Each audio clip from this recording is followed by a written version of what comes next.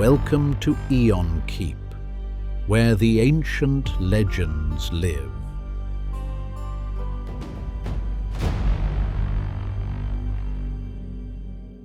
The river is ordinary. The morning is ordinary. A man cups his hands beneath the current to wash them, and when he lifts them from the water, he finds he is not alone. In his palms, no larger than a thumb, a fish looks up at him. This is not unusual. Fish live in rivers. Men wash their hands, but the fish speaks. "Keep me safe," it says. "I am small, and in the river the large will eat me." The man's name is Manu, Manu Vaivasvata, son of the sun god Vivasvat, father of the human race that will come after. He is a rishi, a seer, a man of discipline and sacred learning.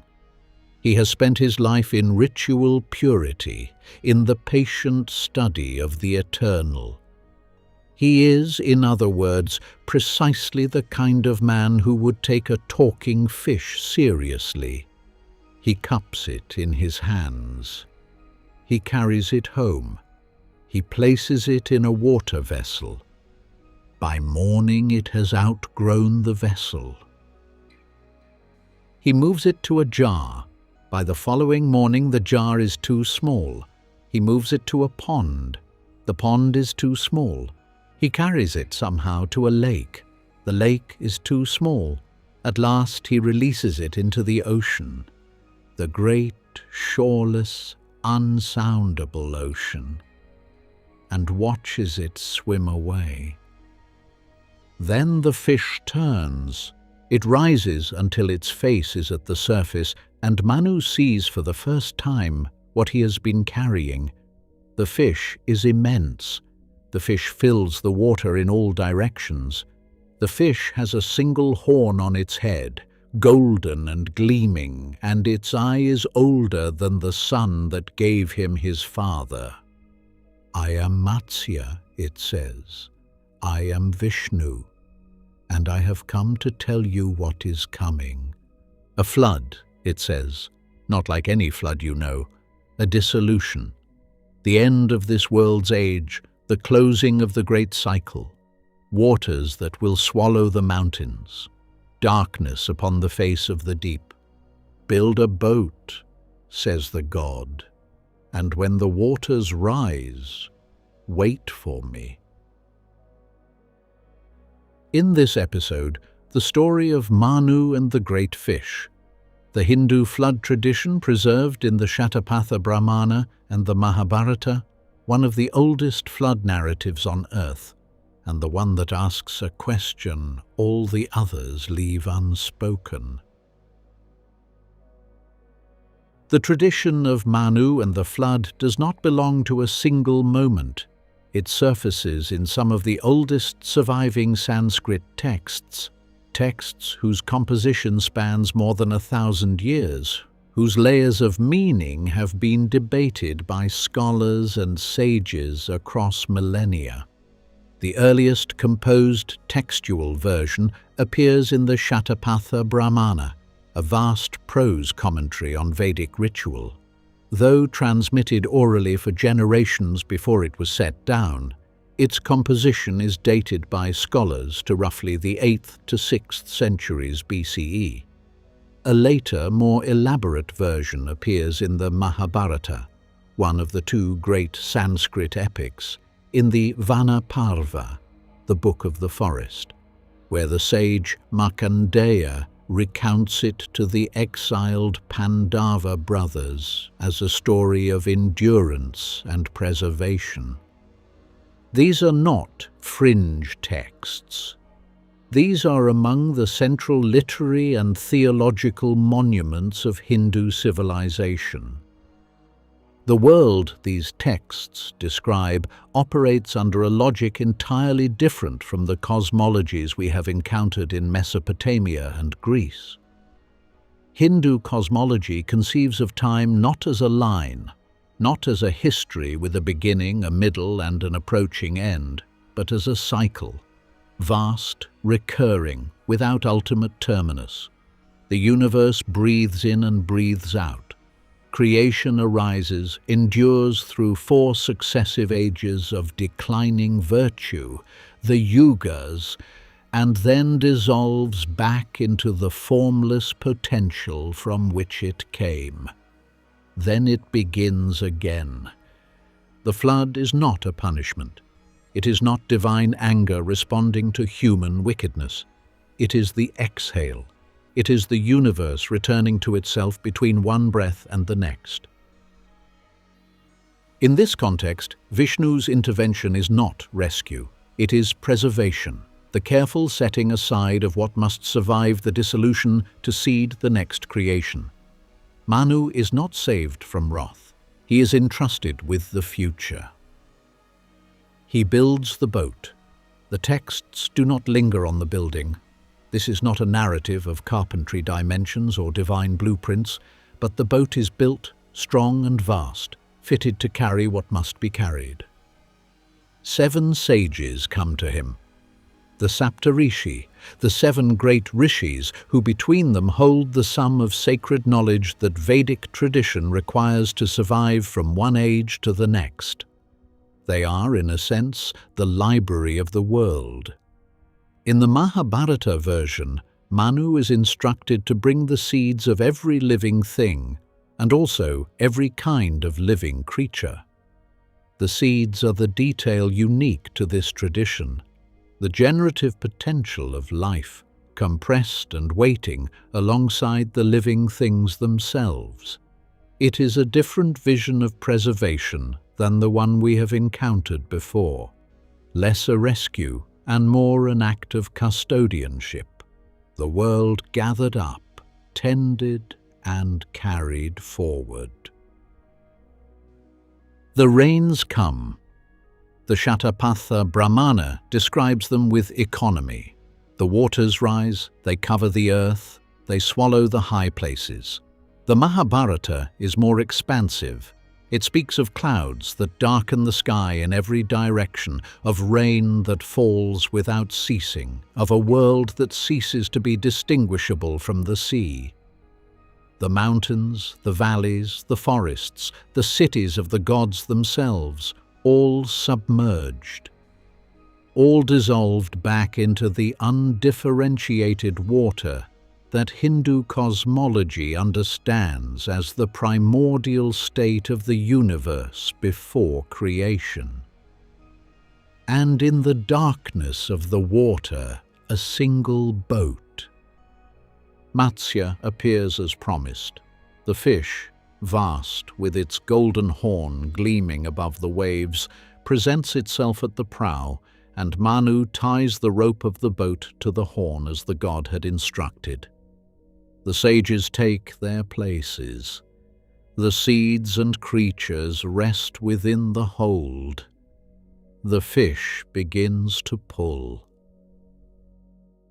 Through the flood they travel, through the dissolution.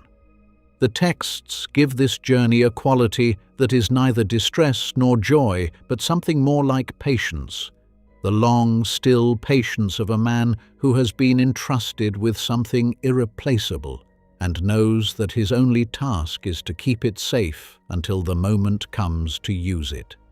Manu does not weep for the world that is ending. He tends what he carries. At last the fish brings the boat to a mountain, the northern mountain, rising above the reach of the flood while the waters are still high.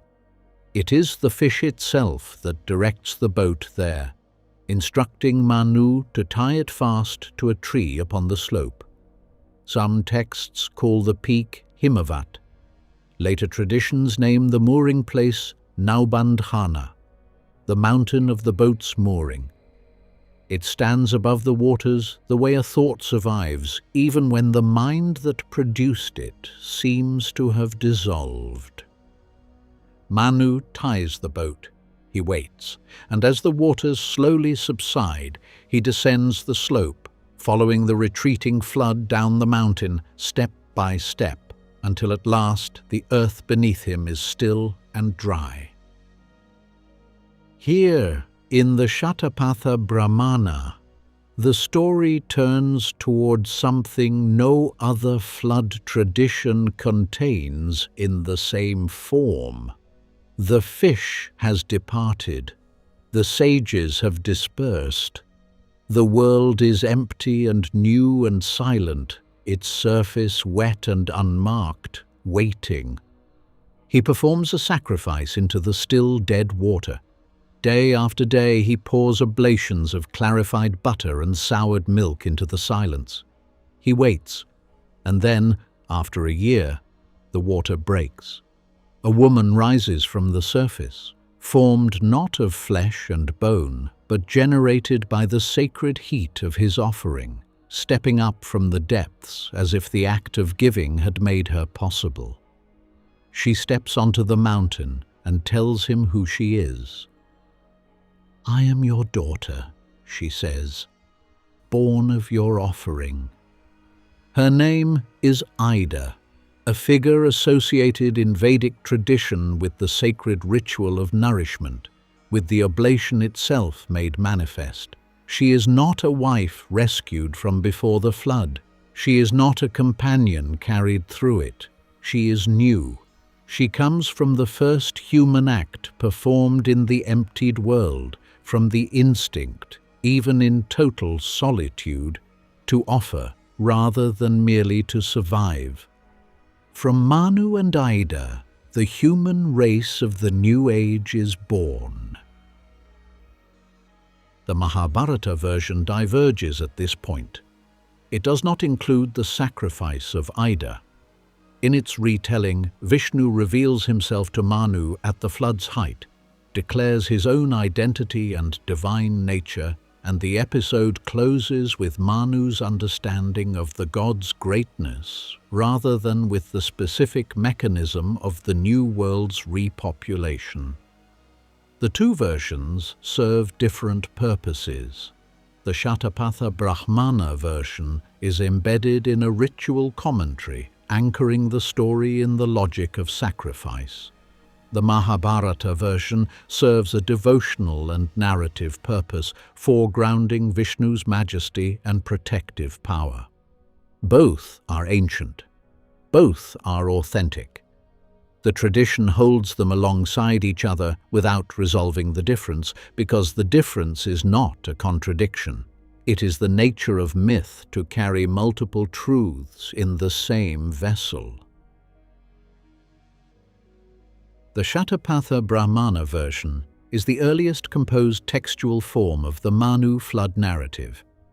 It appears in Book 1 of that text and is dated to the late Vedic period, roughly the 8th to 6th centuries BCE in its composition, though transmitted orally for generations before that.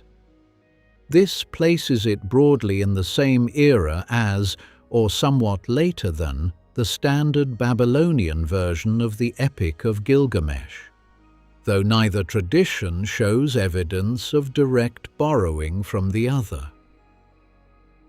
The fish in the Shatapatha Brahmana is not explicitly identified as Vishnu. The divine identification of the fish, specifically as the Matsya avatar, the first of Vishnu's 10 principal avatars or descents into the world, becomes standard in later Puranic literature, particularly in the Matsya Purana and the Bhagavata Purana, texts composed in the early centuries of the Common Era. The Mahabharata version represents a transitional stage. The divine nature of the fish is made explicit, but the full Vaishnava theological framing of the Matsya as avatar develops over a longer period. Scholarly opinion holds that the original Vedic tradition of Manu and the fish likely predates its Vaishnava theological reinterpretation. The story's deep structure, the fish, the flood, the mountain, the survivor as ancestor of a new humanity, may represent a very ancient narrative layer older than the theological system built around it. The Saptarishi, the seven sages, appear in the Mahabharata version, but not in the Shatapatha Brahmana, which focuses on Manu alone. The seven sages are a recurring figure in Vedic and Hindu tradition, associated with the seven stars of Ursa Major and with the transmission of sacred knowledge across cosmic cycles. The Ida narrative in the Shatapatha Brahmana is of particular interest to scholars of comparative religion because of its structural distinctiveness. Unlike any equivalent in the Mesopotamian or Greek traditions, a new human being, and through her, a new human race, emerges not from a saved remnant, but from an act of ritual offering performed after the flood. The mechanism is entirely the product of this tradition's own theological logic. The world is renewed through sacrifice, because in Vedic thought, sacrifice is the act that sustains the cosmos itself. The civilizations that told these flood stories that we explore here at Aeonkeep had no documented contact with one another at the time the oldest versions were composed. The Tigris and Euphrates Valley, the Aegean Basin, the Indus and Gangetic Plains, separated by geography, by language, by every cultural boundary that existed in the ancient world. And yet, the pattern is not approximate, it is precise. The chosen man, the divine warning, the vessel, the flood that ends a world, the mountain, the new humanity that descends from a single survivor. What does a pattern this specific, appearing this many times across civilizations with no documented contact, actually mean? None of the answers fully dissolve the mystery. Something passes between the question and its resolution that no single framework captures. Not entirely. The flood remembers something. Whether it remembers an event, or a fear, or a truth about what it means to live in a world that can end, the flood remembers. And Manu, alone on his mountain with the seeds of everything that was and everything that will be, pouring his offering into the still and waiting water, Manu already knew that. He had always known. It is why he cupped the fish in his hands on that ordinary morning in that ordinary river and carried it safely home.